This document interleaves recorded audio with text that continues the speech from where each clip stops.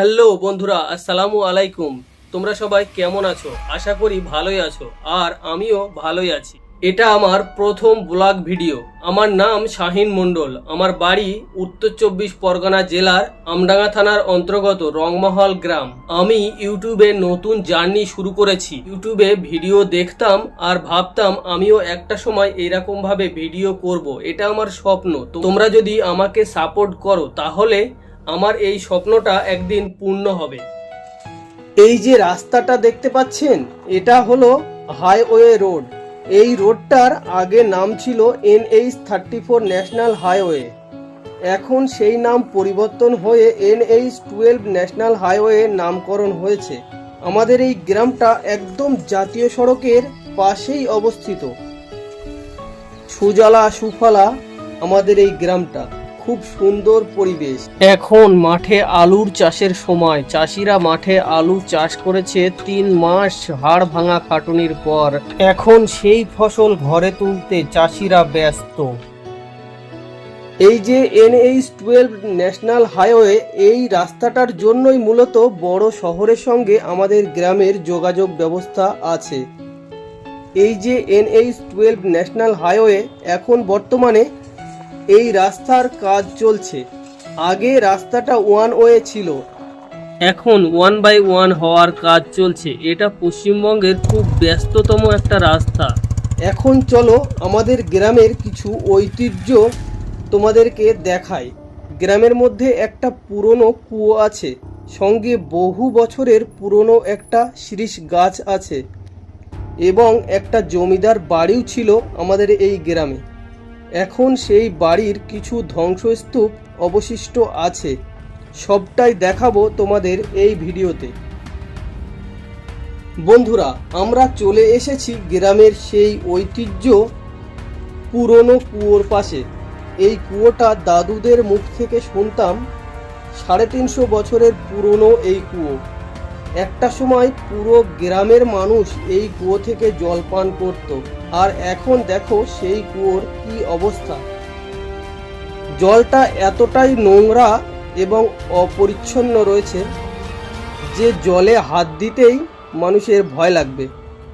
কিন্তু দেখো, আগের দিনের মানুষ এই কুয়োর জল পান করত। বিজ্ঞান প্রযুক্তি এতটা উন্নত ছিল না, তবুও মানুষ এতটা রোগ ব্যাধিতে ভুগত না।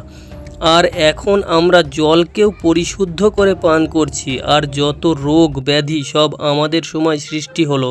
আসলে বিজ্ঞান প্রযুক্তি যতটা উন্নতি হয়েছে ততটাই রোগ ব্যাধি জন্ম নিচ্ছে। আর এই যে সেই গাছ, 150 বছরের পুরনো গাছ। এই গাছটা দেখলেই বোঝা যায় এটা কতটা পুরনো হতে পারে। গাছটা এতটাই মোটা, একসঙ্গে 10 থেকে 12 জন মানুষ পাঁজা বেঁধে ধরতে পারবে না। এখন চলো সেই জমিদার বাড়ির ওইখানে যাওয়া যাক। বন্ধুরা, যেতে যেতে আমার লাইফের দুঃখের একটা কথা শেয়ার করি। এই যে পাশে এই যে ছবিটা দেখতে পাচ্ছেন না, এটা ছিল আমার জীবনের দুঃখের শুরু। দুঃখটা কেমন শোনো। মনে করো আমি আর আমার ওয়াইফ একসঙ্গে রাস্তা দিয়ে যাচ্ছি, আর যদি কোনো মেয়ে তার বান্ধবীদের সঙ্গে কথা বলতে বলতে আমার দিকে তাকিয়ে হাসে, সেই দিনটা আমার জন্য শনি। পেন কিলার ঔষধ না খেলে পরের দিন খুব সমস্যা হয়, বুঝলে? যারা যারা বিয়ে করবে ভাবছো, তাদেরকে অগ্রিম অশনি সংকেত দিয়ে রাখলাম।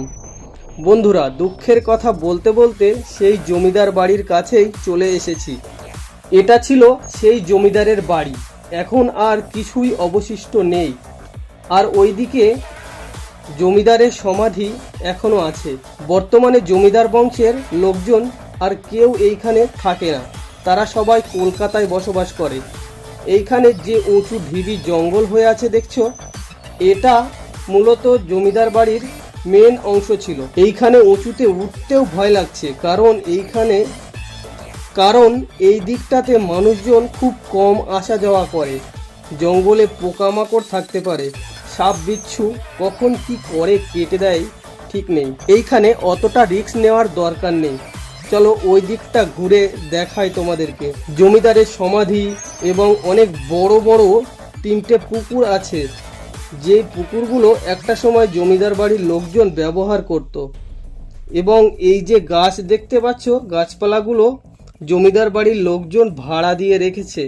মাঝে মধ্যে এইখানে জমিদার বাড়ির লোকজন আসা যাওয়া করে। এই যে পুকুরটা দেখতে পাচ্ছেন, এইখানে জমিদার বাড়ির লোকজন গোসল করত একটা সময়। আর এখন এই জলের কিরকম অবস্থা দেখতেই পাচ্ছেন বন্ধুরা, পুরোটা শ্যাওলা জমে আছে।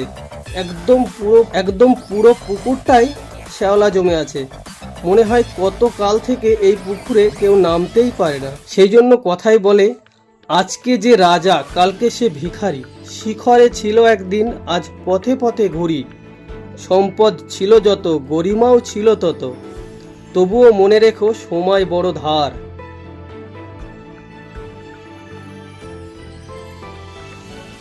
যে নিচে পড়ে আছে আজ, সেও উঠবে আবার, নতুন সূর্যে চলবে তারই অধিকার। তো এই ছিল আজকের আমার লাইফের প্রথম ব্লগ ভিডিও। আমার এই চ্যানেলে ক্রিকেটের সমস্ত আপডেট পেয়ে যাবে তোমরা, এবং মাঝে মাঝে এইরকম ব্লগ ভিডিও দেখতে পাবে। আশা করি ভিডিও দেখলে ভালো লাগবে তোমাদের। এইসব ভিডিও বানাতে গেলে ক্যামেরা, মাইক, আরও কত কিছু দরকার হয়, সেই সবের কিছুই নেই আমার।